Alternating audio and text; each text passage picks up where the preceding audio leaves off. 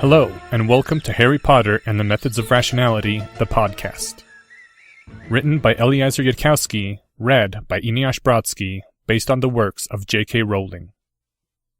This week marks the beginning of the Stanford Prison Experiment story arc.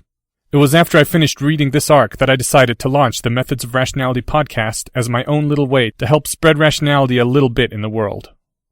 I never really had any doubt that I would make it here, but it's been a long time coming, and I hope I can do it justice. Onward! Chapter 51, The Stanford Prison Experiment, Part 1.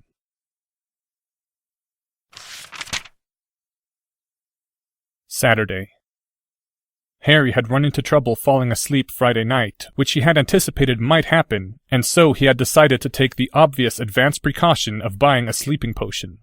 And to prevent it from constituting a visible sign that he was nervous, he had decided to buy it off Fred and George a couple of months earlier. Be prepared, that's the Boy Scouts' marching song. Thus, Harry was fully rested, and his pouch contained almost everything which he owned and might conceivably need. Harry had, in fact, run into the volume limitation on the pouch, and keeping in mind that he would need to store a large snake and might need to store who knew what else, he had removed some of the bulkier items like the car battery. He was up to the point now where he could transfigure something the size of a car battery in 4 minutes flat, so it wasn't much of a loss. Harry had kept the emergency flares and the oxyacetylene welding torch and fuel tank, since you couldn't just transfigure things which were to be burned. Be prepared as through life you march along. Be prepared! That's the Boy Scouts' marching song, be prepared! As through life you march along. Don't be nervous, don't be flustered, don't be scared! Be prepared! Mary's place. After the waitress had taken their orders and bowed to them and left the room, Professor Quirrell had performed only 4 charms. And then they talked about nothing of any vast consequence. Just Professor Quirrell's complex thesis about how the Dark Lord's curse on the defense position had led to the decline of dueling, and how this had changed social customs in magical Britain. Harry listened and nodded and said intelligent things while he tried to control the pounding of his heart.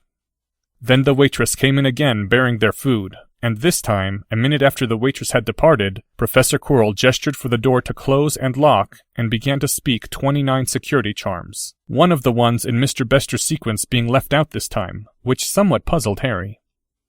Professor Quirrell finished his charms, stood up from his chair, blurred into a green snake, banded in blue and white, hissed, "Hungry boy, eat your fill swiftly. We shall need both strength and time." Harry's eyes were a bit wide, but he hissed, "I ate well at breakfast," and then rapidly began forking noodles into his mouth. The snake watched him for a moment with those flat eyes, and then hissed, "Do not wish to explain here. Prefer to be elsewhere first. Need to leave unobserved, without sign we have ever departed room." "So no one can track us," hissed Harry. "Yes. Do you trust me that much, boy? Think before answer. I will have important requests of you, which requires trust. If say no regardless, then say no now." Harry dropped his gaze from the snake's flat eyes and looked back down at his sauce-coated noodles, and ate another bite, then another, while he thought. The defense professor was an ambiguous figure, to put it mildly. Harry thought he had unraveled some of his goals, but others remained mysterious. But Professor Quirrell had knocked down 200 girls to stop the one summoning Harry. Professor Quirrell had deduced that the Dementor was draining Harry through his wand. The defense professor had saved Harry's life twice in a 2-week period. Which could mean that the defense professor was just saving Harry for later, that there were ulterior motives. Indeed, it was certain that there were ulterior motives. Professor Quirrell wasn't doing this on a whim. But then, Professor Quirrell had also seen Harry taught occlumency. He had taught Harry how to lose. If the defense professor wanted to make some use of Harry, it was a use that required a strengthened Harry Potter, not a weakened one. That was what it meant to be used by a friend, that they would want the use to make you stronger instead of weaker. And if there was sometimes a cold atmosphere about the defense professor, bitterness in his voice, or emptiness in his gaze, then Harry was the only one who Professor Quirrell allowed to see it. Harry didn't quite know how to describe in words the sense of kinship he felt with Professor Quirrell, except to say that the defense professor was the only clear-thinking person Harry had met in the wizarding world. Sooner or later, everyone else started playing Quidditch, or not putting protective shells on their time machine, or thinking that death was their friend. It didn't matter how good their intentions were. Sooner or later, and usually sooner, they demonstrated that something deep inside their brain was confused. Everyone, except Professor Quirrell. It was a bond that went beyond anything of debts owed, or even anything of personal liking. That the two of them were alone in the wizarding world. And if the defense professor occasionally seemed a little scary or a little dark, well, that was just the same thing some people said about Harry. "I trust you," hissed Harry. And the snake explained the first stage of the plan.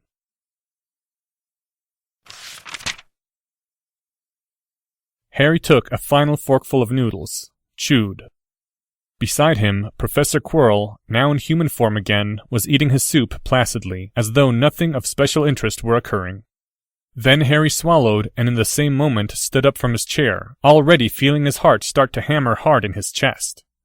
The security precautions they were taking were literally the most stringent possible.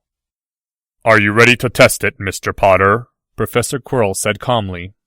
It wasn't a test, but Professor Quirrell wouldn't say that, not out loud in human speech. Even in this room screened to the limit that Professor Quirrell had secured with further charms. "Yep," Harry said as casually as he could. Step 1. Harry said, "Cloak!" to his pouch, drew forth the cloak of invisibility, and then unstuck the pouch from his belt and threw it toward the other side of the table. The defense professor stood up from his own seat, drew his wand, bent down, and touched his wand to the pouch, murmuring a quiet incantation.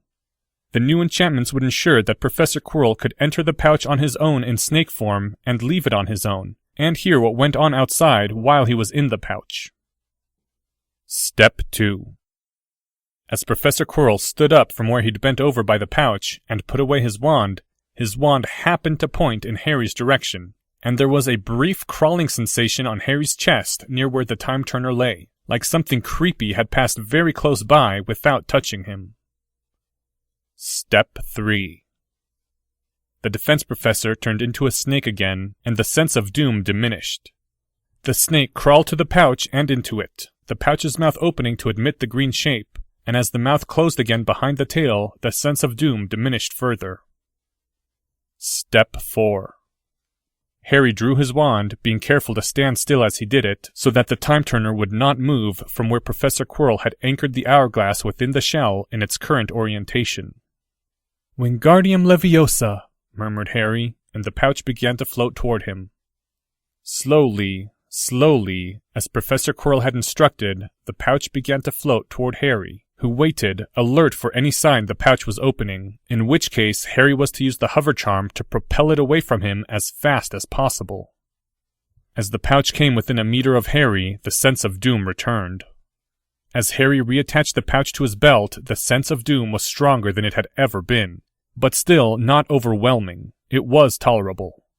Even with Professor Quirrell's animagus form lying within the extended space of the pouch, resting on Harry's very hip. Step 5. Harry sheathed his wand. His other hand still held the cloak of invisibility, and Harry drew that cloak over himself. Step 6. And so, in that room shielded from every possible scrying, which Professor Quirrell had personally and further secured, it was not until after Harry was wearing the true cloak of invisibility that he reached beneath his shirt and twisted the outer shell of the time turner just once. The time turner's inner hourglass stayed anchored and motionless, the setting twisted around it. The food vanished from the table, the chairs leaped back into place, the door sprang open. Mary's room was deserted, as it should have been, because Professor Quirrell had earlier contacted Mary's place under a false name to inquire whether the room would be available at this hour. Not to reserve it, not to place a cancelled reservation that might be noted, but only to inquire. Step 7. Staying under the cloak of invisibility, Harry left through the open door. He navigated the tiled hallways of Mary's place to the well-stocked bar that greeted new entrants, tended by the owner, Jake. There were only a few people at the bar in the morning before proper lunchtime, and Harry had to wait invisibly by the door for several minutes, listening to the murmur of conversation and the gurgle of alcohol, before the door opened to admit a huge, genial Irishman, and Harry slipped out silently in his wake. Step 8. Harry walked for a while. He was well away from Mary's place when he turned off Diagon Alley into a smaller alley, at the end of which lay a shop that was dark, the windows enchanted into blackness. Step 9. Sword, fish, melon, friend. Harry spoke the passphrase to the lock, and it clicked open. Within the shop was also darkness, the light from the open door briefly illuminating it to show a wide, empty room. The furniture shop which had once operated here had gone bankrupt a few months ago, according to the defense professor, and the shop had been repossessed, but not yet resold. The walls were painted a simple white, the wooden floor scratched and unpolished, a single closed door set in the back wall. This had been a showroom once, but now it showed nothing. The door clicked shut behind Harry, and then the darkness was pitch and complete. Step 10. Harry took out his wand and said, "Lumos!" lighting the room with white glow. He took his pouch from his belt, the sense of doom growing a little sharper as he grasped it with his fingers, and lightly tossed it to the opposite side of the room, the sense of doom fading almost completely. And then he began to take off the cloak of invisibility, even as his voice hissed, "It is stunned." Step 11. From the pouch poked a green head, followed shortly by a meter-long green body as the snake slithered out. A moment later, the snake blurred into Professor Quirrell. Step 12. Harry waited in silence while the defense professor recited 30 charms. "All right," Professor Quirrell said calmly when he had finished. "If anyone is still watching us now, we are in any case doomed, so I will speak plainly and in human form. Parseltongue does not quite suit me, I fear, as I am neither a descendant of Salazar nor a true snake." Harry nodded. "So, Mr. Potter," said Professor Quirrell, his gaze intent, his pale blue eyes dark and shadowed in the white light coming from Harry's wand. "We are alone and unobserved, and I have an important question to ask you." "Go ahead," said Harry, his heart starting to beat faster. "What is your opinion of the government of magical Britain?" That wasn't quite what Harry had been expecting, but it was close enough, so Harry said, "Based on my limited knowledge, I would say that both the Ministry and the Wizengamot appear to be stupid, corrupt, and evil." "Correct. Do you understand why I ask?" Harry took a deep breath and looked Professor Quirrell straight in the eyes, unflinching.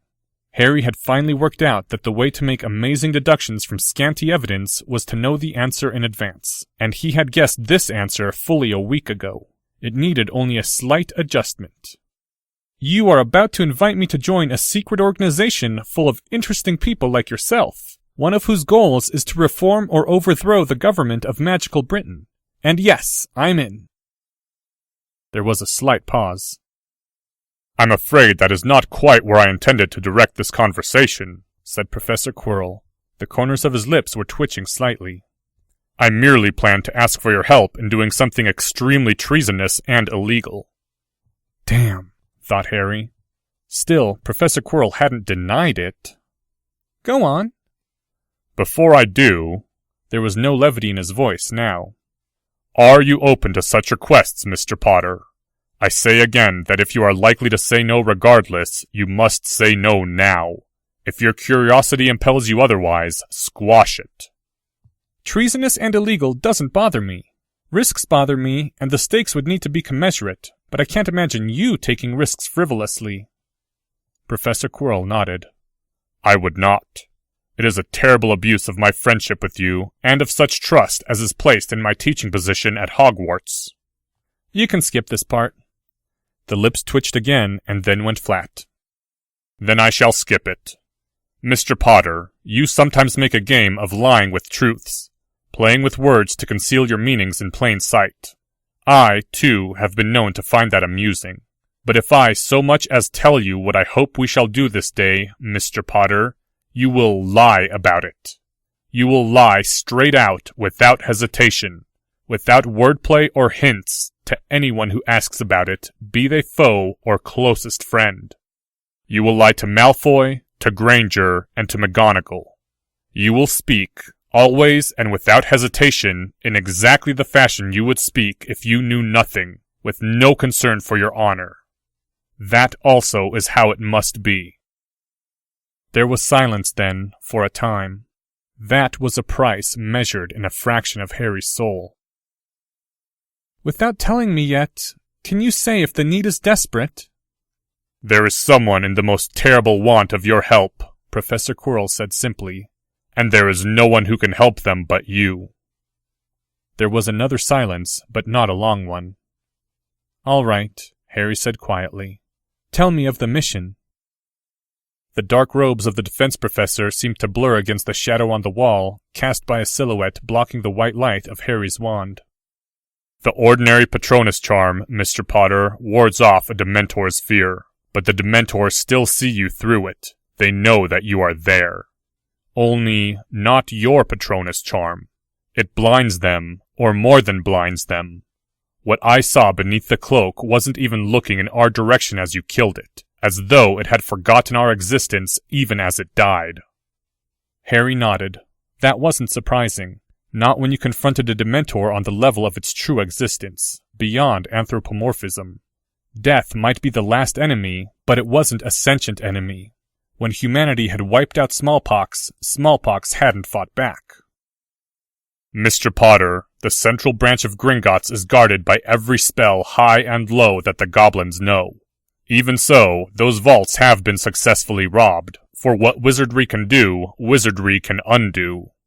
And yet, no one has ever escaped from Azkaban. No one. For every charm, there is a counter-charm. For every ward, there is a bypass. How can it be that no one has ever been rescued from Azkaban? Because Azkaban has something invincible, Harry said. Something so terrible that no one can defeat it. That was the keystone of their perfect security. It had to be. Nothing human. It was death that guarded Azkaban. The Dementors don't like their meals being taken away from them, Professor Quirrell said. Coldness had entered that voice now. They know if anyone tries. There are more than 100 Dementors there, and they speak to the guards as well. It's that simple, Mr. Potter. If you're a powerful wizard, then Azkaban isn't hard to enter, and it isn't hard to leave. So long as you don't try to take anything out of it that belongs to the Dementors. But the Dementors are not invincible, said Harry. He could have cast the Patronus charm with that thought in that very moment. Never believe that they are. Professor Quirrell's voice was very quiet. Do you remember what it was like when you went before the Dementor the first time, when you failed? I remember. And then, with a sudden sickening lurch in his stomach, Harry knew where this was going. He should have seen it before.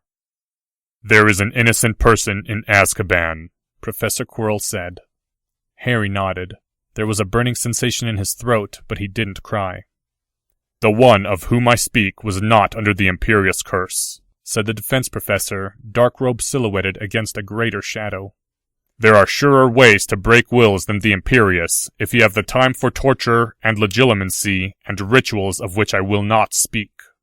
I cannot tell you how I know this, how I know any of this, cannot hint at it even to you. You will have to trust me.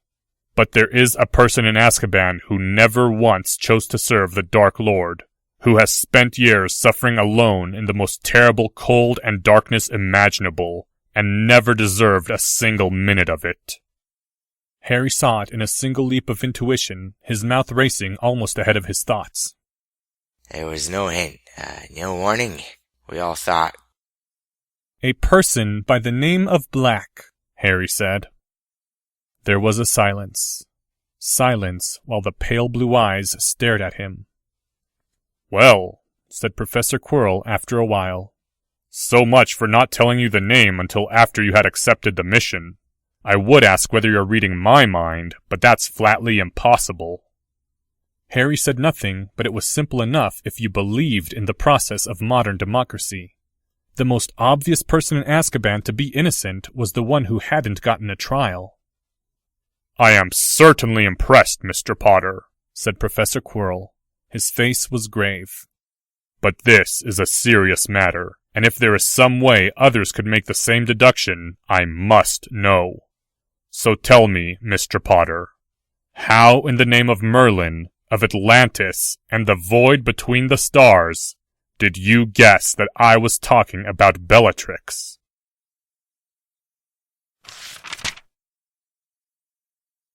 End chapter 51. Thank you to the following people: Remus Lupin, Alan Hogan.